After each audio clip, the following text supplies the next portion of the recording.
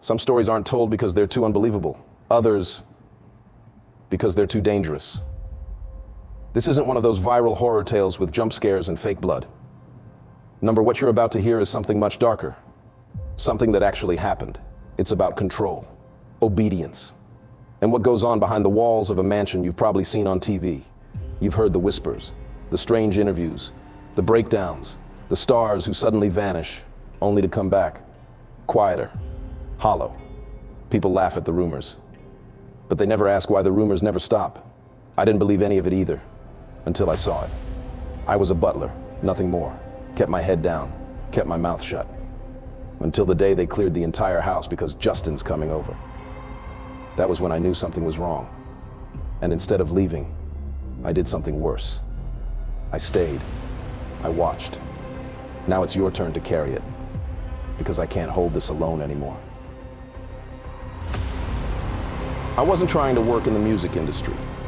I wasn't chasing clout or trying to meet celebrities. I just needed a paycheck that came on time and didn't bounce.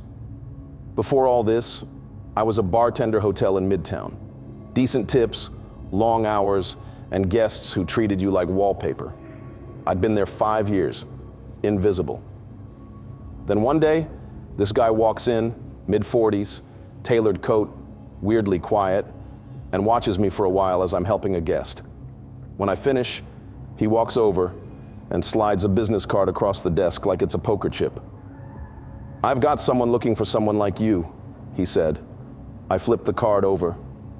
No name, just a number and a phrase printed in all caps. Discretion earns longevity. A week later, I was on a flight to LA to interview for a private service role. That's all they called it, private service. I didn't even know who the client was until I walked through the gate. Mansion didn't even have an address, just a long gravel driveway tucked between hedges taller than a bus. Inside, everything was spotless, quiet, like a museum made for ghosts. Then I saw him, Sean Combs, Diddy, Brother Love, whatever name he was using that month. He didn't shake my hand, just gave me a once-over and nodded. "Yeah, he'll do." That was it. I didn't even sign a contract with him directly. Everything was handled through an agency. Non-disclosure forms, a direct deposit account in the Caymans, and a flat rule book. No phones upstairs, no locked doors unless they're his, no talking unless spoken to. I told myself I didn't care. The money was stupid. I was getting $8,000 a month plus housing in the guest suite, meals, black car access, and bonuses every holiday. They told me I was there to keep the engine running, do the cleaning, manage deliveries, prep spaces before events, and just be around. That's the part that stuck with me.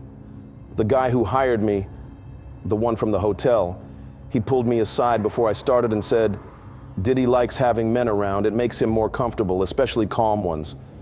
You're not flashy. That's good. Don't be flashy." I didn't know what that meant. Still don't, not really. But I learned fast how the house worked. No clocks, no windows in certain hallways, music playing in rooms that no one was in. Diddy didn't walk, he glided, like his shoes didn't touch the floor. Some days he'd say nothing, just walk past you like you were a lamp. Other days he'd stare, hold eye contact too long, then flash a grin like he was remembering a private joke, and that was before Justin Bieber showed up. The first time Diddy ever spoke to me directly, it was so casual it almost didn't register. I was polishing the brass railing in the foyer. He was walking down the stairs in socks. No sound but the shuffle of cotton and the creak of expensive wood. I looked up just in time to see him staring at me, eyes locked. "Hey, what's up?" he said, with this flat, unreadable smile. "Keep up the good work." Then he kept walking. No eye contact after that, just disappeared into one of the back rooms. And for a moment, I felt relieved, like maybe I was just in my head. Maybe this was just a rich guy with weird habits. But then came the other moments, the ones that didn't make sense. There's this hallway on the second floor, long, no windows, lined with mirrors on both sides. One night around 1 a.m., I was checking the locks before heading in. I turned the corner into the hallway and nearly jumped. Diddy was just standing there. Middle of the hallway in a black bathrobe, not moving, facing the mirror, watching himself. I froze, not wanting to interrupt, but I swear he wasn't looking at his face. He was staring into his own eyes like he was expecting them to blink first. Then without turning, he said, "You ever watch yourself long enough that you start seeing someone else?" I didn't answer. He turned and walked away. Once I was prepping the guest suite for a last-minute visitor. I opened the door and there he was, already inside, sitting on the edge of the bed. The room had been empty 10 minutes earlier. "Didn't mean to startle you," he said, eyes unfocused, "just making sure it still feels like a bedroom." He stood up and walked past me slowly. As he did, he said, "Weird how some spaces pretend to be normal." I didn't know what to say. I just nodded and waited for him to leave. When I looked at the bed, the covers were folded into a perfect square. On top was a single black glove.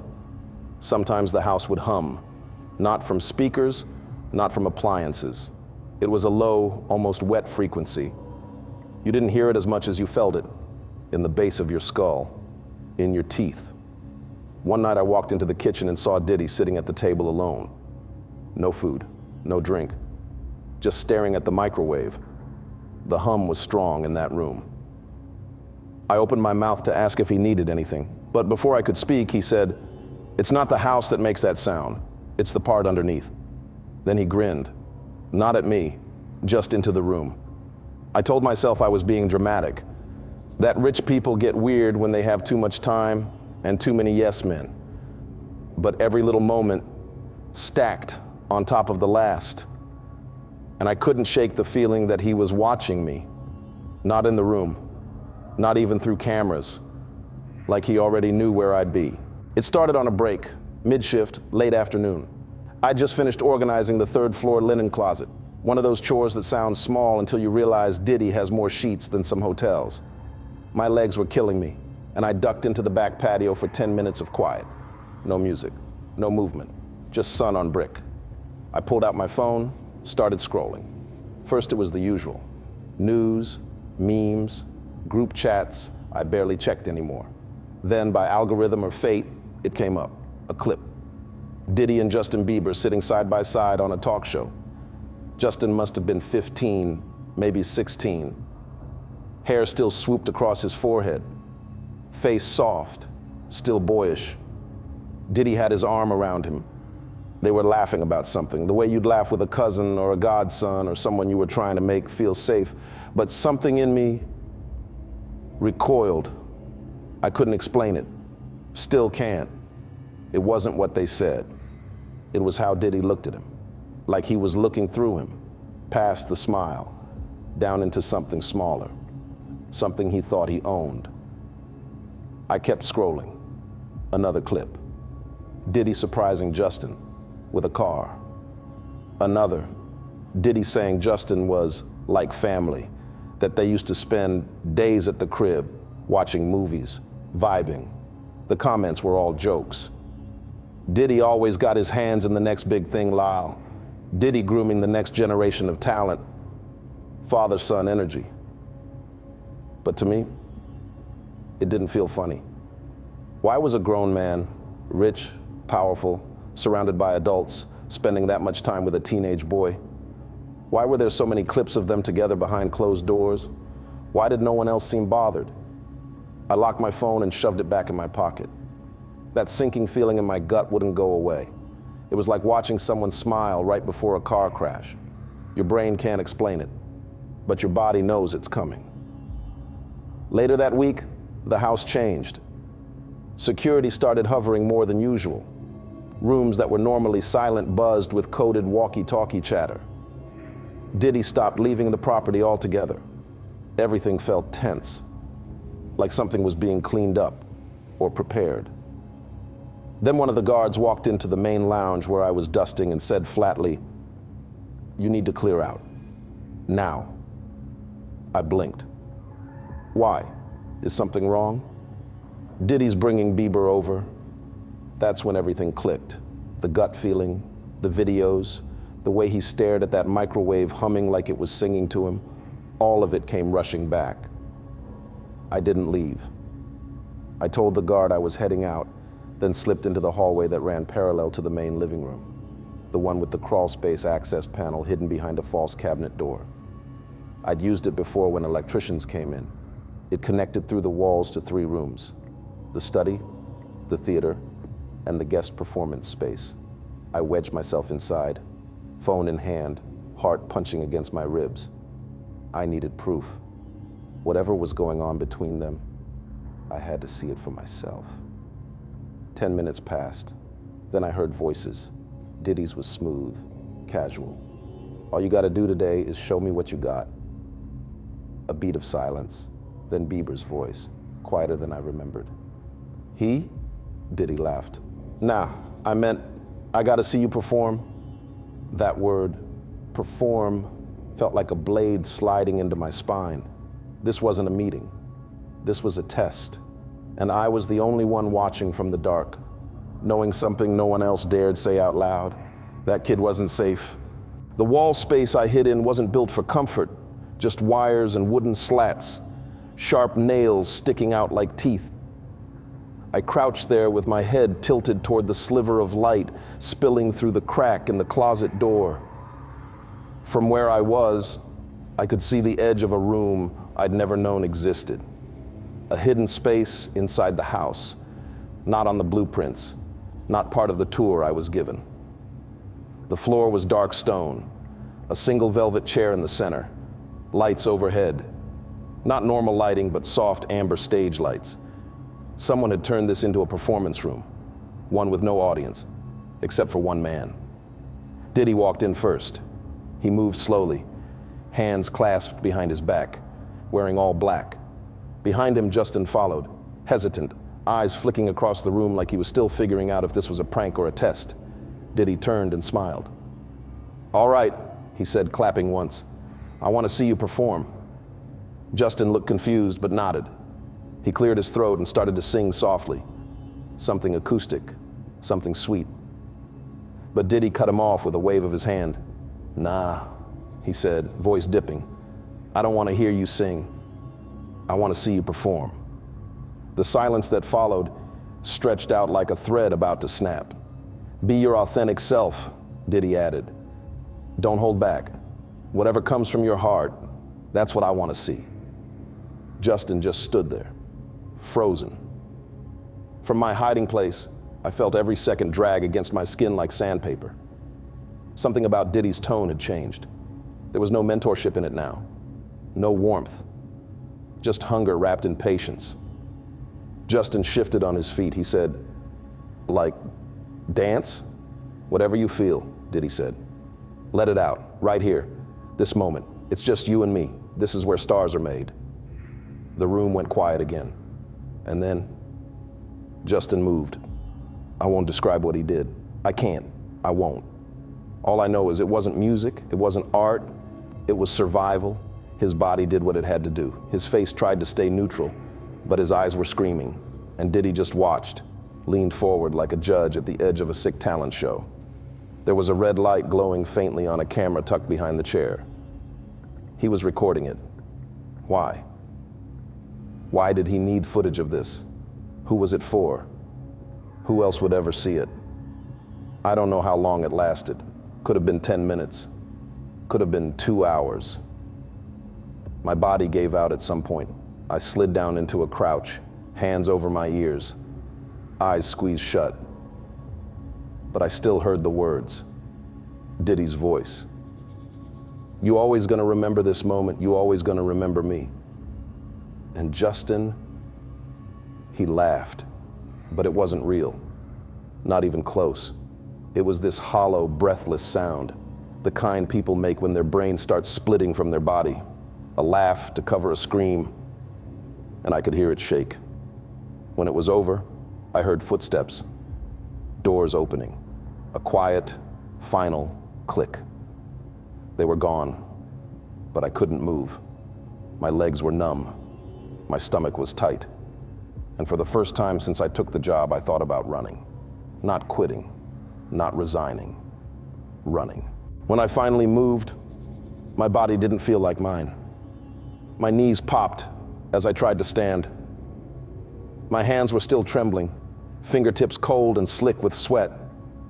I crawled backward through the narrow crawl space like an animal, scraping my back against wires and wood, trying to breathe through my nose so I wouldn't throw up.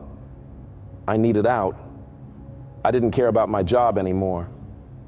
I didn't care about the NDA, the money, the safety of silence. That performance, whatever the hell it was, had shattered something in me. It wasn't just what I saw, it was what I felt, like I'd watched something sacred die. I made my way through the wall corridor, exited through the hidden cabinet, and ducked into the side hallway. The front door was only 30 feet away. I could see the faint sunlight bleeding in through the stained glass. But as I stepped out into the main foyer, he was there. Diddy, standing in front of the door like he'd been waiting, still in black, still calm, and smiling. Not his usual fake smile for the camera's grin. This one was slow, stretched. His lips curled just enough to show the top row of teeth, like he was tasting something sweet. My heart kicked against my chest like it was trying to climb out. "Did you like the performance?" he asked, tilting his head. I didn't answer. I couldn't. My throat was dry. My hands were open at my sides, not in defense, just frozen. And then I saw the thing next to him. At first, I thought it was just another guard, maybe a tall bodyguard in the shadows. But as my eyes adjusted, I realized something was wrong with the shape. It was too tall. Its shoulders were hunched like it didn't know how to wear its own skin, and the way its hand rested on Diddy's shoulder, not gripping, not protective, possessing. It was pitch black, not just in color, like it was absorbing the light around it. No face, just smooth, featureless shadow where a head should have been. But somehow I knew it was looking at me. I stumbled backward. "You ain't gotta run," Diddy said, still smiling. "You work here. You're part of the house." The thing behind him didn't speak, didn't move. But I swear to God, I felt it breathing. Not air, but something else. Like heat off an open furnace. Like hunger. That's when I broke. I turned and ran. I don't even remember opening the front door. I don't remember the stairs or the path. All I remember is gravel crunching under my shoes and my own heartbeat pounding in my ears like a war drum. I didn't stop until I saw the security SUV parked behind the garage, engine still warm, keys still in the ignition. Someone had left it idling. I didn't think. I jumped in, slammed the door, threw it in drive, and peeled out down the private road so fast the tires screamed. I didn't care if I got caught. I didn't care if there were cameras. All I wanted was distance. But even as the mansion faded behind me in the mirror, that smile stayed in my head. And that thing, whatever it was, whoever it was, had looked right through me, like it already knew where I was going next. I didn't stop driving for 20 straight minutes, didn't even check the GPS. I just kept turning, weaving through side streets and back roads, trying to put as much distance between me and that mansion as possible. The SUV still had the scent of leather and pine cleaner. But to me, it smelled like the inside of a coffin. Every time I blinked, I saw his face, that smile, that thing beside him. I passed a gas station on the edge of a rundown neighborhood, sign cracked, half the pumps taped off. It looked like the kind of place nobody lingered, and that made it perfect. I pulled in, killed the engine, and sat there for a second with my hands shaking on the steering wheel. Then I got out, grabbed my phone, and walked to the payphone booth on the side of the building. It wasn't even operational, but I needed the illusion of being out of reach. I opened Uber and booked the longest ride I could afford. Destination, LAX. When the driver arrived, I told him I had just left a bad gig and didn't feel like talking. He didn't ask any questions. Bless him for that. I kept glancing in the side mirror during the ride, half expecting black SUVs to tail us, or for my phone to ring with that smile on the other end. Nothing happened. But that's the part that scared me more. I got to the airport with nothing but the clothes on my back, my phone, and $900 in cash I had stashed in my sock drawer for emergencies. This was that. I bought the next flight to Chicago. No bags, no carry-on. Just a ticket and a boarding pass that felt like a lifeline. I didn't sleep on the plane. I couldn't. Every time I closed my eyes, I saw Justin's face. That forced laugh echoing in my head like it was still bouncing off the stone walls of that hidden room. That laugh was going to stay with me forever. I landed, got to a cheap motel on the outskirts of town, and stayed there for a week. No calls, no emails. I deleted all my social media, used cash only, and turned off location on everything. But even in that silence, I wasn't alone. The house stayed with me. The feeling of being watched, of being known. I started seeing flashes of Diddy on TV again, smiling, dancing, hosting parties like the king of his world, and then there he was again. Justin, in interviews, looking pale, eyes darting, saying weird things, breaking down on stage, then disappearing from the spotlight for long stretches of time. People chalked it up to stress, fame, pressure. But I knew better. I saw what broke him. Eventually, I moved cities again. Took a new name, got a burner phone, bounced from job to job, always in the background, cleaning gigs, delivery runs, nothing that left a paper trail. But no matter how far I went, I never shook the feeling. Like I said, I didn't just leave that house. I escaped it. But some doors once opened don't close all the way. And every now and then, when I'm walking alone late at night, I get this feeling in my chest. Like I'm back in that crawl space, like the air's too still, like there's something watching me from just beyond the light, something that remembers me, something that smiled. I try not to watch anything he's in, but sometimes he shows up anyway. A video, a meme, a headline I can't avoid. Justin Bieber collapsing on stage, mid-tour. Justin canceling the next leg. Justin staring into the crowd like he's trying to remember what planet he's on. People say it's exhaustion, anxiety, fame, drugs, religion. They come up with every reason except the one that might actually explain it. He never really left that room.